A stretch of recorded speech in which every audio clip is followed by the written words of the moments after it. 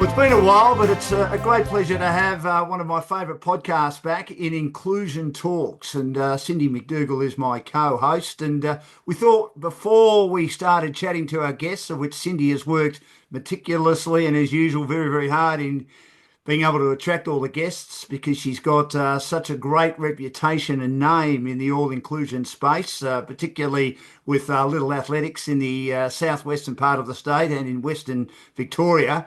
I thought we'd have a bit of a chat about what we've got in store and what she's been up to. Cindy, welcome. Great to have you back. And we're looking forward to what you've got in store for us in 2025. And I also thought at the very end, we would talk about one of your other favourite topics, the mighty West Coast Eagles. But we'll get to that a bit later. No, it is great to be back, Dan, for our second season. It has been a little bit of a gap between chats, and that's been a bit disappointing. But look, life got a little bit in the way, and some health issues got a bit in the way. But it is absolutely fantastic to be back behind the microphone. Now, I know you're a pretty open person in regard to your health, and I really feel for you with your health, and it's been tough, and we know that your children have got their own issues, obviously being on the spectrum. You've been very open about that. That's why you're heavily involved in the All Abilities sporting program, and you do a fantastic job. But your own health, idiopathic facial pain syndrome, and trigeminal neuralgia. Tell us a little bit about Yeah, that. I'm sure I haven't so pronounced that properly. It's something I've never heard of before. it is definitely something, and I'm not even sure that I pronounce it correctly, to be quite honest, but idiopathic facial pain syndrome and trigeminal neuralgia. Yeah. So back in November, about when we were finishing up recording, I was at an athletics event and possibly initially thought I'd got a little bit dehydrated, but went to leave the event and half of my face was numb, and my partner said that my face had actually dropped. So half of my face had a form of Bell's palsy, and one eye was lower than the other. My lip had dropped, and I put it down to exhaustion and maybe a little bit of dehydration. So refused to go to the hospital, and Of the next course. morning woke up and it was the same. So I still couldn't feel the right side of my face. And my partner said, no, look, the kids were pretty concerned and he was very concerned. And so I headed off to my local doctor and he went, you could be having a stroke. Off you go to hospital. So didn't have anyone with me. So I raced home, jumped in the car, changed my clothes, jumped in the car, packed a bit of a bag, charger in the car, as we all need nowadays in this technologically crazy world, and headed off to the local hospital, the Southwest Healthcare in Warrnambool, and MRIs, and got home about 10 hours later, being told that if I was in pain when I chew, I needed to go back to the hospital. So that started a little bit of a journey that I guess finally gave me a little bit of closure a month ago today, actually, where it was explained that one side of my face has the idiopathic facial pain and the other side is likely trigeminal neuralgia. So little bit of a journey in the last 5 months, that's for sure. So what does that mean? And is there a cure for it? Because to be honest, I've never heard of it before. So I'm still learning a lot about it, to be quite honest. The trigeminal neuralgia will cause varying amounts of sharp, really horrifically painful stabbing pains to the side of my face. They can stick around for about 2 or 3 minutes and then disappear. But I get a lot of residual pressure and just, I guess, an off feeling for quite a while afterwards. The idiopathic facial pain is where I will have what is similar to a migraine headache, and that's on my left side of my face, and it will affect my jaw, my eye, my nose, and it can actually get that severe that I actually slur my words and it's really hard to understand. So, and the pain in itself can be that severe that I will be left crying in bed for quite a few hours. So trigeminal neuralgia has a name which I won't pop on here because it is a trigger warning, but it leads to more cases of self-harm than any other disorder in America because the pain tends to become more prevalent and more often as the disorder progresses. But, it's generally dealt with medications that target neuropathy pain, or anti-anxiety medications. So it helps relax the muscles and the nerves.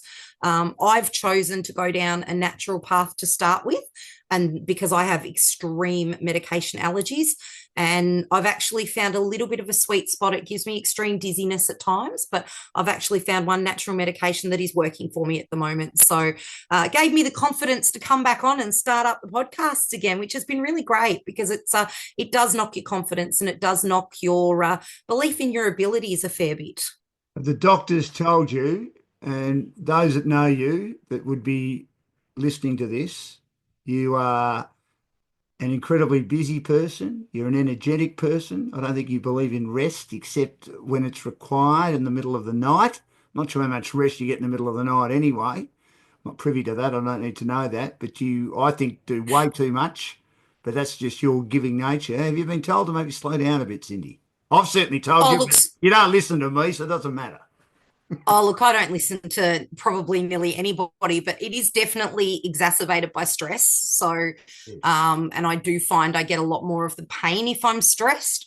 But it can be triggered by eating, it can be triggered by brushing my teeth, brushing my hair, putting on makeup. It's really random with how it will strike. Um, yeah, look, it's forced me to slow down. So when it strikes, I can't talk. I struggle to be able to do things. The pain actually affects me that much that I've spent a lot of time in the last 6 months in bed or in the chair, and I've learnt that that is okay, and it's really important. When I have really big weeks, I will try to schedule appointments and schedule things with a day's break, so that that day in between is literally spent in the chair watching the television or lying down, which I'm not a television watcher, so that's been hard in itself, other than my football. But I know I just have to, or I don't function properly, or I'm in an extreme amount of pain. I don't drive a lot now, so I tend not to drive if I can help it. Funnily enough, though, I actually feel better when I do drive than what I do when I'm a passenger. So, but just to make sure that I'm not putting that pressure on my body. So no, I am actually still very heavily involved with a lot of committees, but I've actually stepped back from a few of those and stepped back in a lot of my roles. Still trying to keep my passion for para athletics and developing para sport, because I think it's too important, and it is very much a part of me and my children. So, but a lot of the little incidental stuff I've actually given up. So I am, would you believe it, slowing down. I'm delighted to hear that, because health needs to come first. Now, we've got a lot of guests coming up. The first one, we're looking forward to that. He's a seven-time Paralympian medalist. He's won a couple of gold medals in the T53 class. We're talking on the track in Richard Coleman. So we look forward to that. And we've got some other great guests as well, heavily involved, of course, in the all ability sport space. Yeah, so we've got a really great scope from grassroots up to elite again in the upcoming season. We'll be welcoming at least two, if not three or four Paralympic medalists and Paralympic representatives, not just through athletics, wheelchair basketball, and quite a few other sports. So really keen on that, because I love learning about all other para sports, and the best way to learn is by listening to the stories of the people behind the athletes. So very keen to learn about those. I've got some younger participants who are, I guess, beginning their journey and blazing a trail for those that are coming in front of them. One of those will be part of a new classification, which my children are a part of as well, but she is definitely blazing a trail and trying to open up pathways for athletes to get to experience sport, which I'm really keen to speak to her, and also some administrators. So it'll be quite interesting to listen to the varied stories. What's the new classification? So the new classification is the ASD classification, and Swimming Victoria and Triathlon Australia have already brought it in, which is the S19 classification, and that's for athletes with autism, or athletes on the spectrum. So athletics is lagging behind swimming and triathlon in that they actually only have it as an exhibition invitational event at the moment. SSV, so School Sports Victoria, have got it in. So my children are actually off to state champs for that, for swimming in about 3 weeks. 2 of my children have qualified for that, so they're heading through to that. And I know Liz Gosper, who we had on the first series, she's had some incredible successes in the last few weeks with her S19 athletes at some up to world level triathlon events. So they are really proactive. And yeah, we're just hoping to build a bit of a profile. And we've got some great young athletes that are trying to blaze that trail for those that will come after them, and indeed for themselves, to see it grow. So we have Virtus Championships coming up later in the year. We've got some based in Bangkok, and we've got some based in Queensland. So there's swimming, I think, is Bangkok, and athletics is in Brisbane. So they will be pioneering and promoting events in the S19 scope, I guess. So that will be awesome. We've also got some national AS coming up this week. The juniors start tomorrow over in Perth for athletics, and the seniors, which my elder daughter's competing in, next week over there. And then we've got the national swimming champs in about 2 weeks. They're in, I think they are in Sydney, but I could be very wrong about that. They might be Brisbane. Actually, I think it's Brisbane. And then, yeah, we've got some world champs in India coming up for athletics as well. So it's a bit of a halcyon time at the moment of events for para athletes. And I hope to see some new representation and some young up and coming stars that maybe one day will hopefully come on the podcast and join us, Dan. That'd be fantastic. Now, of course, KISS Professional Solutions will be our sponsor. They're the largest independent provider of copiers and printers in Victoria. Whatever your office technology needs may be, they're here to provide sound advice, competitive pricing and unparalleled customer support. And they're based in Carrum Downs in southeast Melbourne. They take pride in going the extra mile for their customers, aiming to retain them for life. And if they're a large or small business and you're based in Melbourne, Sydney, Gippsland, Shepparton and Albury deal with customers in Wagga, they offer business phone systems, NBN services, CCTV and security systems, and you can get them on www.kissps.com.au. So great to have John McEncrow and the crew on board for Inclusion Talks. And we're here with Cindy McDougall, the co-host. She's actually the boss of the program. I just do what I'm told. Just having a bit of a chat as we preview the next lot of interviews, and Richard Coleman will be our first guest on the show very shortly. Of course, he is a 4-time Paralympian, 7-time Paralympian medalist. He's a multiple world champion representative, and also won a couple of gold medals in the world champs and a Commonwealth Games bronze medal, predominantly in the T54 class, for one of the events at the Commonwealth Games in the 1500 metres, where they combined the two categories. Now, Cindy, coverage of Paralympics, you happy with it? I'll go back to the other night. It was good that it was on free-to-air television. We know that it's very different, the way that Channel 7 are doing the football this year, because of Thursday night footy, and they're not really doing Saturday night. And we know that Fox are doing all matches now, so all games are catered for. So Channel 7 were able to do the Murray plant meet, which was wonderful. But everyone was talking about Gout. He didn't quite get the job done. Young Kennedy beat him. But was there enough coverage on all the other events, including the Paras? Yeah, look, Paralympics, I think the coverage was absolutely exceptional, and it was great to see the scope of the coverage and really giving people the opportunity to be involved in, not just the track events, but the field events and swimming and all of the other events. It really was fantastic to see the level of media inclusion in their coverages. So was thrilled to watch some of that. The Murray plant meet was, I guess a little bit disappointing. And there's been some great commentary from Jared Clifford, who is a Paralympian, but also competed to an incredibly high level, able-bodied as well. And Rhiannon Clark, who's a personal friend of my family and a Paralympian. And they both were very disappointed, and I wholeheartedly agree with the fact that the para-athletic events were actually scheduled before the TV coverage was planned to start. So TV coverage started at 7 o'clock, but the para events were around 5:45, 5:50. So we really missed a fantastic opportunity to build awareness, recognition, and support our grassroots to elite, because there's a great little athlete, Kira Wright. She's a family friend from many years ago, and it was her first high level event. And she was competing with, multiple time Paralympians. So it would have been fantastic to, I guess, show the length and breadth of what is possible by having those in a primetime TV slot, even if it had have been that they pre-recorded them and slotted them into the coverage so that we got to see it. I think it was a really big missed opportunity, and it's been fantastic to see some of the higher level athletes voicing their disappointment, because I do believe that unless you do speak about it, like we do on the Inclusion Talks podcast, that sometimes it slips under the radar and we don't realize that, there are fantastic athletes and fantastic events and fantastic opportunities that we really should be showcasing to help build the future.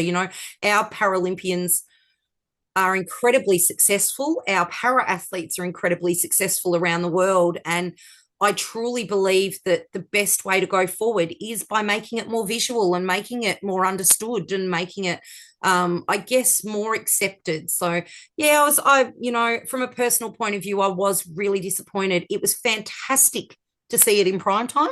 It was fantastic that, I'm not sure, I think it was Bruce McAvaney, but don't quote me on that. Yeah, it was. May not have been. Yeah, it was. Referring, they're an outstanding commentary team. Two of the best together. Well, I don't know if it was them, or it may have been Shervo. It was one of them that actually referred to it as field and track. And as a parent of, I have a track star, but my daughter actually won a world championship in the field, and two of my other daughters made national in field. So it was fantastic to hear it referred to as field and track, because I think sometimes the field is seen as the quiet little sibling of the track events. So it gave me a little bit of a cheeky smile, that's for sure. Can I ask you a question just in regard to being a mother of athletes? Just your view, and you're also obviously a broadcaster as well, and track and field is your sport. Too much pressure on Gart? Yeah, look, I think I understand the public's want for the information, and let's be real, that event would not have drawn 8,000 plus people if Gart had not been there. Yeah. So while I understand there is a hunger to promote him and have him as the center of attention, I do worry about the impact that sort of pressure, and possibly it did show the other night with Kennedy. And I'm not going to take away from Kennedy's run, because it was incredible. And I have sort of silently followed Kennedy over the last few years and had hoped that one day he would get the recognition that he deserves for the effort that he's put in. How good is he? How good is he, Cindy? You know him better than I do. How good is he? Look, I've never met him, but looking at his events, he is one heck of a talent. And, I think in Australia, we are so blessed at the moment to have the depth of talent that we do, both in able-bodied and para. But I do think that we need to be mindful that we do have some unbelievably good talent that we do not want to see get broken, or maybe not be able to achieve what they are capable of achieving because of external pressures. So, I guess I've been lucky to be in the inner sanctum of elite sport and grassroots sport, and I've seen the mental health. And look, we're going to have Dana Crease on, who is a Paralympian, a bronze medalist at the Paralympics, and she has been very open about her mental health struggles. So I guess I've had that perspective of seeing what the pressures of sport can do, what outside pressures can do. And I am very mindful that the Murray plant meet coverage was fantastic, but even for someone like Peter Boll, who has come back from incredible adversity, it wasn't really about him. It was about Gout. And, on the screen, it had 18 minutes till Gout. And every event, even the women's, was about Gout. And I think it's a shame that we are taking away from the incredible efforts of our other athletes in Australia, of both sexes, of all different disciplines. While I understand we need it for the media and for, I guess, generating the hype around our events. I really would like to see it be more balanced, but that's just my personal opinion. But I think the media are also the major problem with it, not Bruce.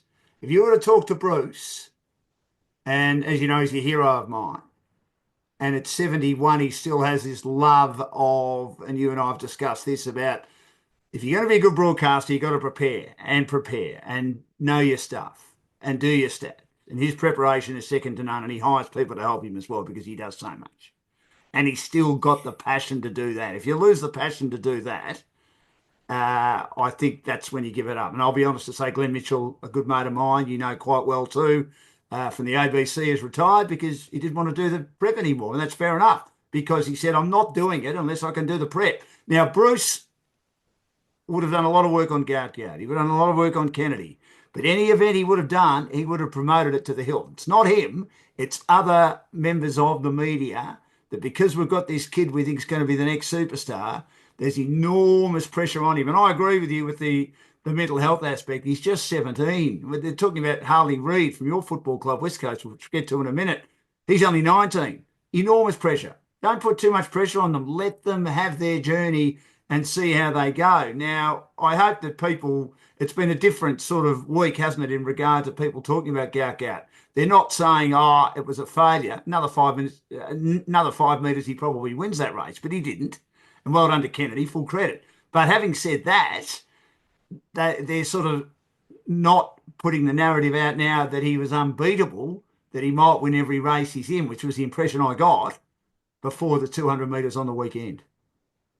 And look, I think that'll probably be a good thing for him. And I think probably, as horrible as this is probably going to sound, I think it is the greatest motivator to be beaten. I think when you have incredible talent, incredible ability to do well, you become, and I'm not speaking about Gout, I'm speaking in general, when you become used to winning, I think sometimes, and I've seen it in junior sport a lot, that sometimes that defeat, which I hate that word, I prefer being beaten in a race, can sometimes be a little bit of a pressure valve release, and it can give you the chance to step back and go, okay, this is what I need to work on. I'm not unbeatable. This is good. They're not going to be looking at me as closely as what they are. I can do this myself, and I don't need all this hoo-ha around me. I do think the media's got a lot of responsibility around the way that they market things. And don't get me wrong, I love the media. I've had a loving relationship with the media since I was 7 years old and said I wanted to become a journalist. So Correct. For me, the media is amazing. But I do think that they have a responsibility to consider the impacts of the pressures that are put on all different sports, all different everythings, to be honest. I think as a journalist, sometimes getting the story is more important than supporting the person behind that story. So, look, I was really disappointed about Kennedy not getting what he deserved. He pulled out an incredible race of, becoming the third fastest male in Australia. And none of that was really promoted, and none of that was given, I think, the credence that it deserved, because that kid did, and he is a man, but to me he's a kid. I still remember him when he first started. Everyone's a kid to me, Cindy. Everyone's a kid to me. Yeah.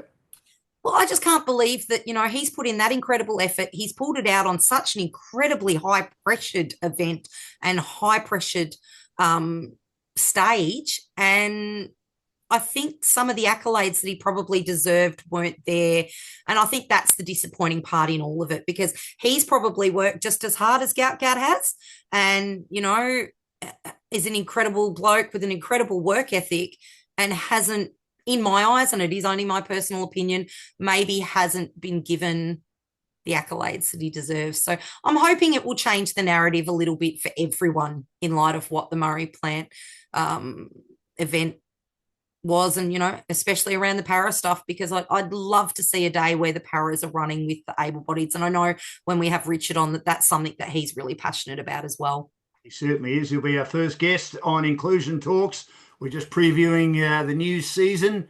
with Cindy McDougall, the co-host and the organiser of Inclusion Talks for KISS Professional Solutions. You can get them on their website, www.kissps.com.au, the largest independent provider of copiers and printers in Victoria. A couple more questions. Your daughters are very successful. You're very proud of them. Tell us about what they're doing at the moment. You mentioned some swimming championships in the new category, and I'm delighted that that's in, considering my mental health issues. And for a little while there, I was sort of diagnosed on the autism spectrum, and I still wouldn't be surprised if I am, even though, because I can't find my car keys, but can tell you about miscellaneous sporting stats, which isn't necessarily a bad thing. But tell us how your daughters are travelling. Yeah, so it's up and down, and it can be interesting. As any parent with a child on the autism spectrum can attest to, you can have really great days and you can have really interesting days. So at the moment, I have Caitlin, who is still competing in parasport, but only 5 weeks ago had major abdominal surgery. She has endometriosis, and that has been a struggle that she's had. She was diagnosed at 13, but had Oh, had that probably since about 10 years old. So about 5 weeks ago, she had major surgery to remove quite an extensive amount of endometriosis, had a twisted fallopian tube and some cysts. So pretty major surgery 5 weeks out from a national championship, and has just officially started training again today. So she's actually off to nationals next Wednesday, and will be doing the para long jump with 11 other para athletes, and has an incredible field of start list that I think will be great experience. I'm hopeful she can do well, but I'm also hoping that it's more that she can get through it and be well. So that's been a journey in itself, and she's quite strong about talking about endometriosis and the effects that has on her training and on her mental health. And yeah, so, and she's actually just moved away from regional to city so that she can train 5 days a week now, because of course, when you're at that level, you have to train. And when you're traveling 600 kilometers a round trip 4 times a week to go and train, it not only becomes costly, as we will also talk about with Richard Coleman in yeah. a few weeks' time, but it's very taxing on your body, and it's a lot of time to be sitting down in a car. So she's actually made the move and decided that this is something she really does want to I guess, give her heart fully to. And so that's been her journey. My two younger ones they've gone through the school pathway at the moment, because School Sports Victoria offer the new classification, and they qualified last week. We drove up to Horsham last week, and they qualified through, which for our listeners, Horsham is about 230 kilometres one way from where we live. So bit of a big day for them. Is it that But far? both of my, Is it that far from yeah, Toronto? Because it's certainly is. 280 from, I mean, Oh, I lived in Horsham for a while, as you know. It's 280 from Melbourne. yeah. I find the last 55 k's the most boring drive from Stawell to Horsham. It is the most, if you're tired Oh, look, I love it. all over, it's a horror. Yeah, look, the kids do not enjoy it. And as I've said, being on the spectrum, it can be very, very interesting. Generally, it is the trip up that is harder than the trip home, because they have medals around their neck, which is always a great thing, because Of course it it is. makes them happy. Yeah, But yeah, look, it's definitely a big day, but they've qualified through to Melbourne. And look, Jackenzie is my 12-year-old, and she's just starting her swimming journey. She's only probably swum a 50-meter pool 10 or 11 times, and she went to the All Countries last week in the multi-class and came home with 2 medals. So, and only missed a national qualifier for the Virtus Championships by about 0.4 of a second. So, she's probably switched her mind a little bit away from athletics and into swimming. So, possibly a new journey there. I'm not sure about that, but look, it's something where the opportunities are there. So, athletics, she doesn't have the opportunity. She would be competing as an invitational for those events through athletics, whereas with swimming, she is regarded the same as her other multi-class participants. So we'll see how that goes. It's all about the experience. It's all about coping with the big crowds and the big noises and the big great. trips. And it's just the journey. Certainly is. Now, talking of a journey, before I let you go, your other passion in life, and I still don't understand it, girl from Western Victoria, follows the West Coast Eagles, the enemy when I was growing up. They're always having success. It's been a pretty tough last 4 or 5 years. You love them. You go down and watch them. I mean, you are as passionate a West Coast Eagles supporter. I reckon if I was over in Perth and I went up to 10 West Coast Eagles supporters, I still reckon Cindy McDougall will be the most passionate West Coast Eagles supporter I know. And they do love them over there. How do you reckon they're Yeah, look, travelling? How do you reckon they're travelling?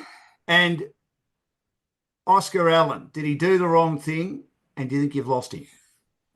look, starting from the start, born and bred in the middle of Melbourne.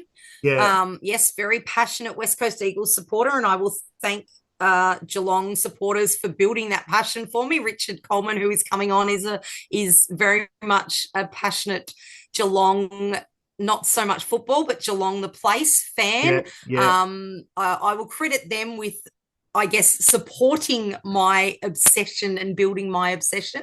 Look, we're not traveling great. We have a new coach, and the actual club itself is incredible.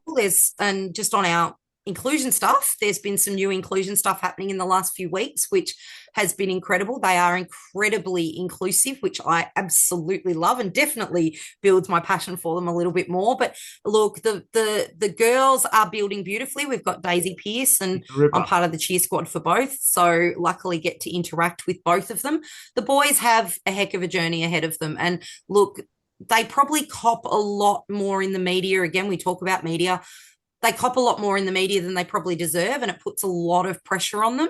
But I guess, you get to that level, and you have to expect that's the case. Oscar Allen, look, I think it was probably misguided, but I also think that the hoopla around it has been huge. So, look, he is the captain. They're going through, or co-captain, with, of course, the Balan boy, Liam Duggan. Correct. Um, but yeah, look, probably a little bit of misadventure and not the greatest timing. Look, I hope he will stay. I think I've probably been a little bit jaded because I was a really big Tom Barras fan, and Yeah. he actually said to me that he wasn't leaving, and then he left. So I think I'm a little bit jaded He in was always leaving, maybe. Cindy. You know that. He was always leaving.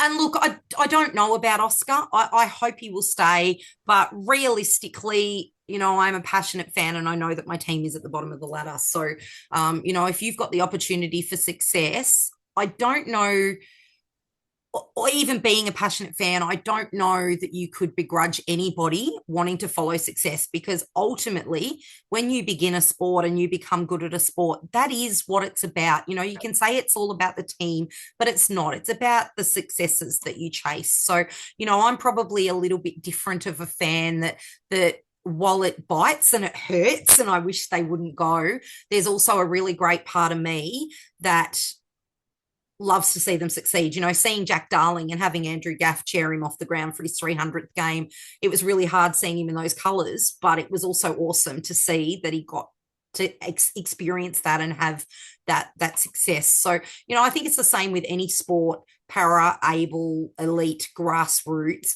I think it's about being able to get the best out of the sport and having the best experience that you can have. And before I let you go, we spoke about Gauk and the pressure on him. The WA media's got a lot to answer for with Harley Reid, haven't they? I mean, there was that ridiculous cover last year where they had nothing because they had Harley wasn't playing. There was something on him every single week, and you can see why he's jaded, to use your phrase, which is a good one, and is looking to come back, because back here they'd still be chasing him. You've got to remember there's over 2,000 accredited journalists that cover the AFL. 2,000, Cindy, way too many. Yep. There is, Yep. because there's so many Look, platforms to cover it. But I mean, Harley is obviously jaded. I think you're going to lose him, and I think the media has played a big part in it. Look, I'm of the belief that I reckon he will stay. I'm hoping he will stay. But again, it's that thing that there are unbelievable pressures. And this is a young man who has moved halfway across the country to do the sport that he loves and is being pretty much hounded every day, not giving him the best. And I mean, anyone can say that they turn off social media. Anyone can say that they don't listen to the TV, but it still impacts you. As Oscar said today, it's that secondhand, that third hand information. You still hear it.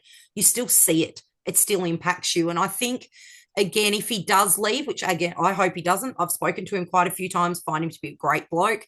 I wouldn't necessarily blame him because I do think, the Prince of Perth curse can be quite a heavy one. Well, he's not. I mean, to call him the Prince of Perth, and then when he does leave, as you saw with Adam Simpson, and you may see with Andrew McWalter, they're Eastern Staters. We'll get stuck into them. That journo that got into Adam Simpson had enough and actually named him at the press conference, had every right to. And the guy was going to sue him. I was thinking, no, mate, don't go down that path. You've opened the can of worms. You put your head on the chopping block. You're a journalist. You've been critical of him. He's had a crack. Let's move on. Oh, look, I think it is human nature to look for the story, especially in journalism. Even when I was doing journalism years ago, I was told that if you don't get the story, you make it up. And it was part of the reason why I walked away for a long time. Yeah, I think the story becomes more than the person. And I think the story can sometimes overshadow the more important facets of the damage that can be done, and even the positives. Like, as I said, this podcast was built to build positives around para sport, and then you see a lot of negatives, and it can sometimes be hard to turn that off. And you think, you hope that you can get a really good balance and that the positive outweighs the negative, and that it doesn't cause damage and it doesn't impact things that really it shouldn't be impacting. But, I just think it's the way of the world nowadays. I think that, as I have said, and we'll be talking again to Richard about this in a few weeks' time, that it's very important the way that you choose to live your life. And I think as journalists, just like sports people, sometimes it becomes like with sport becomes the biggest part of who you are. Same with journalism. It becomes more about who you are than who you actually are. And I think Correct. That's the hardest part about it. I think that's what's affected me a bit, but you make a very good point there. But it's not about me. So we start soon. When are we starting? Obviously, we'll have our intro next week, and then Richard's after that. Is that right? Yeah, look, I'm hoping to get us started about the first week of May. So we'd love to have this, our intro out in the next week or two. And then around the first week of May, start our podcast. And that'll give us a really great lead into those Virtus champs and the World Paras in India.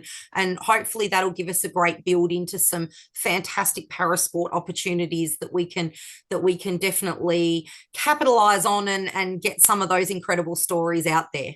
Very good. Well, Cindy, thanks so much. We look forward to it. Can't wait. As I say, Richard Coleman, our first guest, but we'll have our intro. It's been great having a chat. Great to see you so well and thriving as usual and keeping busy, which I couldn't imagine you doing anything else. You're one of the all-time greats, and it's going to be a pleasure working with you again to do Inclusion Talks, our podcast, thanks to KISS Professional Solutions.